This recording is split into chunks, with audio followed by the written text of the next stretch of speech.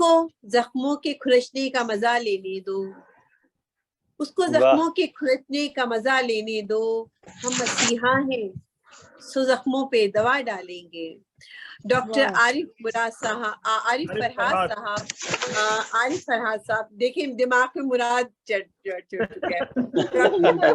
صاحب سے ملتمس ہوں کہ آئیں، اور کچھ ظاہر ہے کہ آپ نے بہت کام کیا ہے، 6 کتابیں آپ نے لکھی ہیں اور آپ پہ ایم فل ہوئے ہیں ماشاءاللہ۔ آپ آئیں اور تھوڑا سا ہمیں بتائیے شہر مراد کے بارے میں اور کچھ اپنے بارے میں۔ بہت شکریہ۔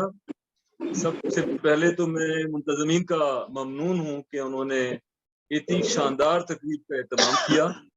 بلا شبہ شفیق مراد صاحب کی جو شخصیت ہے وہ تو ہے ہی ہے، لیکن جو ان کا کلام ہے وہ اس طرح کی بے شمار متعدد تقاریب کا حقدار ہے۔ شفیق مراد صاحب سے میری پہلی ملاقات فیبری کے آخری دنوں میں ہوئی جب آپ پاکستان تشریف لائے تھے۔ سچی بات تو یہ ہے کہ شفیق صاحب سے گزشتہ 2-2.5 برس سے فون پر بات ہوتی رہی۔ پہلے محترمہ فرزانہ فرد صاحبہ کا کلام انہوں نے مجھے بھیجا تاکہ ان کی کتاب شائع کروں، اور اسی زمانے میں جب میں نے شفیق مراد صاحب کا کلام سنا ٹیلی فون پر تو میں نے ان سے درخواست کی کہ شفیق صاحب آپ کا بھی کلام شائع ہونا چاہیے، تو انہوں نے کہا کہ نہیں، پہلے فرزانہ فرد کی کتاب شائع ہو جائے اس کے بعد میں شائع کروں گا۔ اس کے بعد پھر کافی دن، ظاہر ہے وہاں مجھے معلوم ہے، میں بھی یورپ جاتا رہا ہوں، کہ وہاں کی زندگی بہت مصروف ہے، اور وہاں کے شب و روز میں یہ جو معاشی معاملات کے ساتھ ساتھ اور روزگار کے معاملات کے ساتھ ساتھ فکر معاش کے ساتھ جو یہ شعری شمع تخلیقی امور کی جن دوستوں نے روشن کی ہوئی ہے، یہ میرا خیال ہے کہ ایک طرح سے جہاد کر رہے ہیں، وہاں پر اپنی زندگی کا قیمتی وقت نکال کر ادب کو دے رہے ہیں۔ تو ایسے زمانے میں اور ایسے دور میں اور یورپ میں بڑا مشکل ہوتا ہے ادب کو ساتھ لے کے چلنا، لیکن یہ بڑی بات ہے کہ شفیق صاحب نے جرمنی جیسے شہر میں، ملک میں رہتے ہوئے اتنا مطلب وہ کمیٹڈ رہے ادب کے ساتھ کہ وہاں جا کر بھی انہوں نے ادب کا دامن نہیں چھوڑا اور مسلسل لکھتے رہے۔ یہ الگ بات ہے کہ کتاب ان کا جو پہلا مجموعہ ہے تھوڑا تاخیر سے آیا، لیکن اب ہماری کوشش ہے کہ ان کے باقی مجموعے بھی ہم شائع کرتے رہیں۔ دیکھیے، جہاں تک شخصیت کی بات ہو رہی تھی، ماشاءاللہ جتنے بھی دوست یہاں پر موجود ہیں سب اس کے معترف ہیں، اور جن سے ان کی ملاقات ہو چکی ہے ٹیلی فون، اب تو ظاہر ہے الیکٹرانک میڈیا کا IT کا دور ہے، اگر وہ فزیکل میٹنگ نہیں بھی ہوتی تو یہ آن ایئر جو لائیو میٹنگ ہو جاتی ہے، اس سے بھی اندازہ ہو جاتا ہے۔ لیکن سچی بات یہ ہے کہ جب یہ پہلی مرتبہ مجھے ملے تو میرے ذہن میں جو ان کا ایک امیج بنا ہوا تھا اس سے 1000 گنا اچھی شخصیت کے طور پر ملے ماشاءاللہ۔ اپنے نام کی طرح، جیسے ریحانہ روحی صاحبہ نے کہا کہ اپنے نام کی طرح شفیق بھی ہیں، اور میں سمجھتا ہوں کہ ان کا تخلص ہے، اللہ کرے کہ یہ ان کی ہر مراد اسی طرح پوری ہوتی رہے۔ اور میں آپ کو ایک بات بتاؤں کہ میں 93 سے یہ درس و تدریس کے ساتھ ساتھ نا میرا یہ اشاعتی امور کا سلسلہ جاری ہے۔ یہ ہے تو پبلشنگ کا ادارہ میرا، لیکن پیشے کے لحاظ سے میں مدرس ہوں، معلم ہوں، اور 1-2 جامعات میں یہاں پڑھاتا بھی ہوں، اور عنقریب ہم انشاءاللہ تعالی ان کی شاعری پر ایک ایم فل کی سطح کا مقالہ بھی اس کا سنوپسس کروا رہے ہیں تیار، اور بہت جلد آپ کو خوشخبری ملے گی کہ شفیق مراد صاحب کی شاعری پر ایک تحقیقی مقالہ جو ہے وہ اس پر کام شروع ہو چکا ہے۔ شخصیت کے لحاظ سے اتنی نفیس شخصیت ہیں کہ میں آپ کو بتاؤں کہ دیار غیر سے اکثر دوست جب آتے ہیں پاکستان میں، تو چونکہ میں منتظم ہوں اور حلقہ علم و ادب کے نام سے، جیسے اب یہ ماشاءاللہ کامران عثمان صاحب تقاریب کرواتے ہیں کراچی میں اور اپنی تقریب اس کی تنظیم کے روح رواں ہیں، اسی طرح حلقہ علم و ادب کے نام سے میں یہاں پر جو دوست بھی ہیں جن کی کتابیں میں شائع کروں یا نہ کروں، کی تقاریب ضرور کراتا ہوں۔ ایک مشغلہ ہے، ایک شوق ہے، بلکہ یہ سمجھ لیں کہ جس دن تقریب میں کوئی کرواتا ہوں یا مشاعرہ کراتا ہوں تو مجھے لگتا ہے کہ میرے لیے وہ عید کا دن ہوتا ہے۔ تو سچی بات یہ کہ شفیق مراد بھائی 1 مہینہ یہاں آ کر ہمارے پاس رہے پاکستان میں، تو آپ یقین کیجئے ایسا لگتا تھا کہ اس مہینے کا اور جس دن ان سے ملاقات ہوتی تھی وہ ہر دن مجھے عید کی طرح خوشی دیتا تھا۔ اتنی اچھی شخصیت ہیں. ان کے ساتھ گھومتے پھرتے بھی رہے, اور یہ میرا خیال ہے کہ ہمارے ادارے کے لیے یہ اعزاز کی بات ہے کہ مراد جیسی شخصیت کا کلام شائع کیا. اس سے پہلے ہم 2004 میں جرمنی کا وزٹ کیا تھا. وہاں سید اقبال حیدر بہت اچھے شاعر ہیں. اس سے پہلے ثریا شہاب صاحبہ جو ہیں وہ بہت لکھتی رہی, بہت کنٹریبیوشن ہے ان کا. پاکستان فاؤنڈیشن کے نام سے تنظیم بھی وہ چلاتی رہی, اور کالم نگاری جرمنی کے شب و روز, اور آج جرمنی کی ڈائری اس نام سے وہ روزنامہ جنگ لندن میں کالم لکھتی رہی ہیں. تو اس کے بعد میں سمجھتا ہوں کہ وہ جو ایک تسلسل تھا نا ادبی تخلیقی کاموں کا, ادبی تقاریب کا, وہ شفیق مراد صاحب نے اس قندیل کو تھام لیا ہے. اور اب یہ جو ان کا یوٹیوب پر چینل ہے شریف اکیڈمی کے نام سے, اس کے ذریعے سب کی خدمت ایک طرف کرتے ہیں اور دوسری طرف تخلیقی کام. اور اب ماشاءاللہ ان کا جو مجموعہ آیا ہے میرے پاس, دیکھیے ایک سچا جو تخلیق کار ہوتا ہے وہ میں سمجھتا ہوں بائی برتھ شاعر ہوتا ہے, بائی برتھ مصور ہوتا ہے. پیدائشی طور پر اسے کسی اصلاح کی ضرورت نہیں ہوتی, اسے کوئی راستہ دکھانے کی ضرورت نہیں ہوتی. اس کا استاد اس کا مشاہدہ ہوتا ہے, اس کا مشاہدہ اس کا استاد ہوتا ہے. اپنے گرد و پیش کے حالات اور واقعات کو جیسے ایک افسانہ نگار جزیات نگاری کرتے ہوئے اپنے بیانیے میں سب کچھ سمیٹ لیتا ہے. شفیق مراد صاحب کا یہ بس ہے, اور ان کو یہ اختصاص حاصل ہے کہ انہوں نے اپنے اصل حالات, جیسے دیکھیے سفر کا جو ہجرت کا جو کرب ہے, پاکستان سے وہاں جا کر وطن سے دوری کا کرب ہے, مٹی سے دوری کا کرب ہے, اور وہ جو ان کی حساس طبیعت نے جو کچھ محسوس کیا وہ لکھتے ہیں. کتاب کھولتے ہی جب آپ ان کا دیکھتے ہیں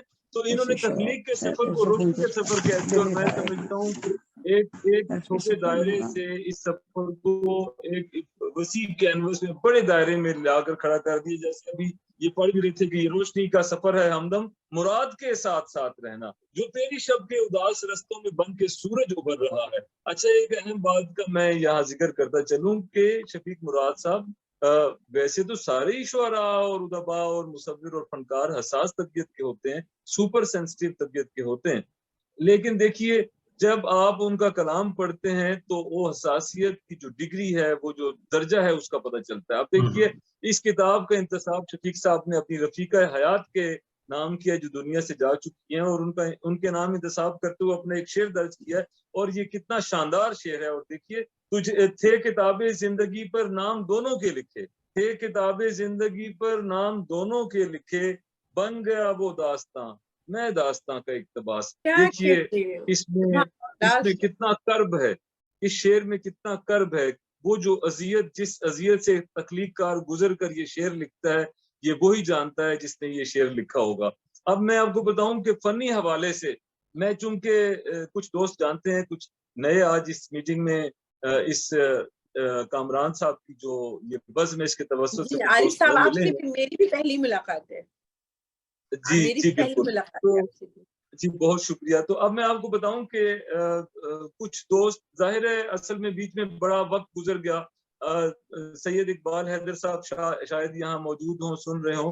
ہم نے ثریا شہاب صاحبہ کے ساتھ مل کر فورم انٹرنیشنل کے نام سے جرمنی سے پہلا جو ایک میگزین شروع کیا تھا, اس وقت وہاں کے لکھنے والوں سے تعارف ہوا, اور سچی بات یہ چند ایک لوگ سامنے آئے جو جینون لکھنے والے تھے. اس کے بعد سید اقبال حیدر صاحب کے ساتھ مل کے گفتگو کے نام سے ایک سہمائی پرچہ ہم نے شروع کیا. پھر اردو انٹرنیشنل بھی کچھ عرصہ ہم نے ایک ویکلی چلایا, لیکن اس زمانے میں اتنا بھرپور شاعر میرے سامنے نہیں آیا جتنی بھرپور شاعری مجھے, اور وہ جو تلازمے اور وہ جو استعارے اور جو یہ جتنے بھی وہ مطلب صنائع جو ہوتی ہیں نا, صنعتیں ہوتی ہیں شعری, وہ بھرپور طریقے سے ان کے کلام میں ملتی ہے. میں یہ ویسے تعریف نہیں کر رہا, ان کا کلام اتنی دفعہ میں نے پڑھا ہے, چونکہ میں مدرس اردو پڑھاتا ہوں, تو تقریباً ایک سال میں میرا خیال اگر 12 مہینے تو 24 مرتبہ ہم نے یہ آن لائن یہ واٹس ایپ ویڈیو کال کے ذریعے یہ ہم نے کلام پڑھا ہے, سنتے رہے, پروف ریڈنگ کرتے رہے. تو دیکھیے جو پبلشر ہوتا ہے اگر وہ پروف ریڈنگ نہ کرے تو وہ کتاب شائع کرنے کا مزہ نہیں آتا. میں سب دوستوں کی کتابیں بڑے شوق سے چھاپتا ہوں, دیار غیر میں جو بیٹھے ہیں ان کی زیادہ شوق سے چھاپتا ہوں, کیونکہ یہ ہمارے سفیر ہیں, اردو ادب کی سفارت کا کام کر رہے ہیں بیک وقت. اب دیکھیے ان کے ہاں جو ایک خاص وصف آپ سب بھی نوٹ کر لیں گے، وہ یہ ہے کہ ان کے یہاں جو کمپاؤنڈ ورڈز ہیں، جو باقی ایلیمنٹس ہیں شاعری کے لیے جو لوازمات ہیں وہ تو ہے ہی ہیں، وہ تو اس کے بغیر تو غزل توانا غزل کہیں ہی نہیں جا سکتی، لیکن جو کمپاؤنڈ ورڈنگ ہے جسے ہم تراکیب کہتے ہیں، ترکیب سازی ہے، وہ جیسے آپ کو غالب کے ہاں نظر آئے گی، جیسے آپ کو موجودہ عہد کے اگر آپ کہیں کچھ عرصہ پیچھے جاتے ہیں تو احمد فراز کے ہاں ملتی ہے، اور ہمارے عہد کے ایک ہی اس وقت بڑا نام ہمارے پاس پاکستان اور ہندوستان میں رہ گیا جو ہے افتخار عارف۔ میں کہتا ہوں یہ ترکیب سازی کا جو فن بندہ جان لیتا ہے، اس کی شاعری، اس کی غزل خاص طور پر غزل میں بہت جاندار ہو جاتی ہے۔ یہ فن جو ہے ان کے ہاں یہ بدرجہ عتم موجود ہے، اور یہ دیکھیے ایک ہی غزل میں سامنے ان کی پیش کروں گا، اور اس غزل کے بھی چونکہ وقت کم ہے میں 4-5 اشعار پیش کروں گا، اور اس میں آپ جس چیز پر غور میں توجہ دلانا چاہتا ہوں آپ کی، وہ ان کی ترکیب سازی ہے۔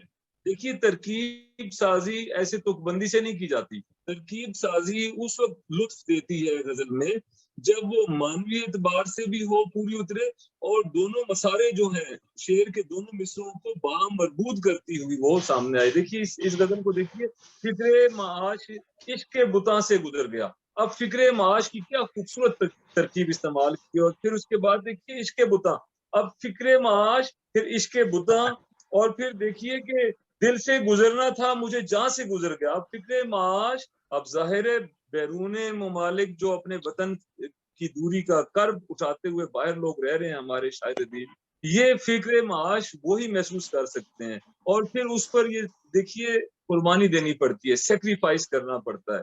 وہ جو عشق بتاں ہے نا، اس سے یہ گزر کر اگلے مرحلے میں چلے گئے۔ فکر معاش عشق بتاں سے گزر گیا، دل سے گزرنا تھا مجھے جاں سے گزر گیا۔ کیا خوبصورت شعر ہے۔ اور آگے کہتے ہیں کہ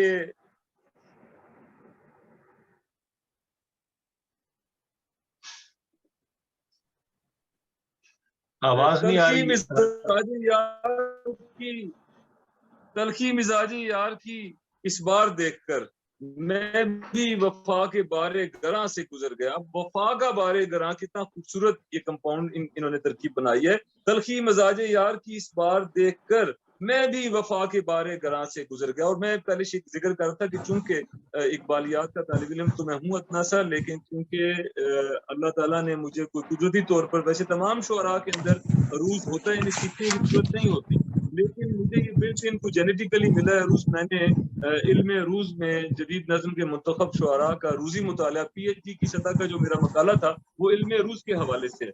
جو روانی ان کے ہاں ملتی ہے وہ بہت کم غزل کے ہاں موجودہ عہد کے شعراء میں کم ملتی ہے۔ اور پھر چابک دستی کے ساتھ اس بہر میں یہ جو ہے نا، فکر معاش عشق بتاں سے گزر گیا، دل سے گزرنا تھا مجھے جاں سے گزر گیا۔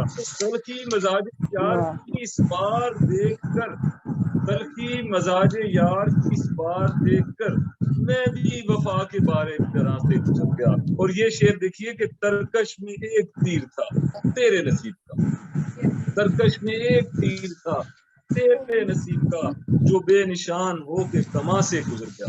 وہ جو کہتے ہیں نا سچی محبت ایک ہی محبت ہوتی ہے، وہ جو ایک فراز نے کہا تھا نا، ہم محبت میں بھی توحید کے قائل ہیں فراز، تو یہ دیکھیے یہ بھی کہتے ہیں کہ ترکش میں میرے ایک ہی تیر تھا تیرے نصیب کا، جو بے نشان ہو کے کما سے گزر گیا۔ اور واعظ نہ درس دیں مجھے اب ضبط عشق کا، واعظ نہ درس دیں مجھے اب ضبط عشق کا، نالا وہی جو خواہاں سے گزر گیا۔ اور دستے دعا اٹھا تو بنی بات پھر مراد، دستے دعا اٹھا تو بنی بات پھر مراد، ہم سیلے درد و کرب جہاں سے گزر گیا۔ یہ دستے دعا اٹھا تو بنی بات پھر مراد، ہر سیلے درد و کرب جہاں سے گزر گیا۔ آپ دیکھیے سیلے درد و کرب، کیا خوبصورت ترکیب۔ تو میں کہتا ہوں میں ان کی کتاب بہت شکریہ کرتا ہوں، اور میں تو میرے پاس شفیق بھائی نے میری زندگی کے وہ شب و روز میرے ساتھ گزار کے دیکھے ہیں کہ میں صبح فجر کی نماز کے بعد دعا کے بعد جو اٹھتا ہوں تو وہ فکر معاش والے معاملات بھی ہوتے ہیں، جامعات میں تدریس کا معاملہ بھی چل رہا ہوتا ہے، پرنٹنگ پریس کے معاملات بھی چل رہے ہوتے ہیں، تقاریب بھی چل رہی ہوتی ہیں، اور مضامین بھی جاری ہو رہی ہوتی ہے۔ تو میں دیکھیے اس کے باوجود میں نے ان کی شاعری کو جو ٹائم دے کر پڑھا تو اس کے پیچھے ان کی شاعری کی खूबसूरती थी, जिसने मुझे दावत दी कि बार बार पढ़ते रहो। तो इनकी तो हर गजल पढ़ पढ़कर हम सर धुनते रहे, ठीक है ना। वो जो रवानी है ना, मीर दरिया है सुने शेर जुबानी उसकी, अल्लाह अल्लाह रे तबीयत की रवानी उसकी। जी तो फराज शफीक मुराद साहब को बहुत जो शुक्रिया। मीर तक की मीर की तरह अल्लाह ताला ने जो रवानी दी है ना, इनकी तबीयत की जो रवानी है, इनकी तबीयत की जो मौजूनियत है, यकीन कीजिए ये यहाँ पाकिस्तान में होते तो अब इनकी 10 कुलियातें आ चुकी होती हैं। और मजा तब होता है ना कि हर शेर खूबसूरत हो। इन्होंने मुझे कहा कि कोई गजल कमजोर हो तो निकाल दीजिए। यकीन कीजिए कि कोई गजल इनकी कमजोर मुझे नजर नहीं आई। मैं खुद नक्काद हूँ और अक्सर बड़े बड़े शुअरा के जब आते हैं मजमुए तो मैं देखता हूँ कि जोर गजलें भी सामने आती हैं। शफीक मुराद साहब के यहाँ बहुत कम आपको ऐसे शार मिलेंगे जो बाकी गजल की निस्बत। आमतौर पे कहा जाता है कि गजल में एक शेर या 2 शेर तवाना हो तो वो गजल कामयाब होती है। मैं आपको बताऊं, ये सामने बैठे हैं, ये ना भी हो तो मैं इनकी तारीफ करता हूँ कि इनकी गजल का कोई शेर ऐसा नहीं आपको मिलेगा जिसे आप कहीं कि निकाल दिया जाए तो गजल मुकम्मल हो जाएगी। इनकी गजल का हर शेर अपनी जगह जो है वो तवाना है और हर लिहाज से जिक्र फन के हवाले से। जहां तक असलूब की बात है तो देखिए, मुआसिर शुअरा का असलूब जो होता है उसमें हम आहंगी पाई जाती है, क्योंकि कहा जाता है जितने मुआसिर फनकार और शायर अदीब होते हैं उनके ख्यालात एक जैसे होते हैं, लेकिन अंदाज़े बयान थोड़ा सा मुख्तलिफ होता है। इनका जो अंदाज़े बयान जो इख्तिसास है तरकीब साजी के साथ साथ वो कर्ब है, वो दर्द है, जो इनकी तबीयत वहाँ देखिए यूरोप में, जर्मनी जैसे मुल्क में और फ्रैंकफर्ट में रहते हुए अक्सर वहाँ की जो चमक दमक है वो खीरा कर देती है, हमारे मिजाज तब्दील कर देती है, हमारा जो तखय्युल है उस पर भी असर डालती है। लेकिन शफीक मुराद वो शायर हैं जो वतन से दूर रहकर भी वतन का कर्ब जो है, अपनी मिट्टी का कर्ब महसूस कर रहे हैं। और बहुत शुक्रिया और जनाब। जो शायरी की खूबसूरती है वो वहां जाकर और ज्यादा निखरी है। इसलिए निखरी है कि उसमें वतन की दूरी का कर्ब भी, महबूब के कर्ब के साथ साथ जुदाई के साथ साथ वतन की दूरी का कर्ब भी। बहुत शुक्रिया। आप सबका बहुत बड़ी मोहब्बत आपकी, बहुत बहुत टाइम लिया। बहुत शुक्रिया।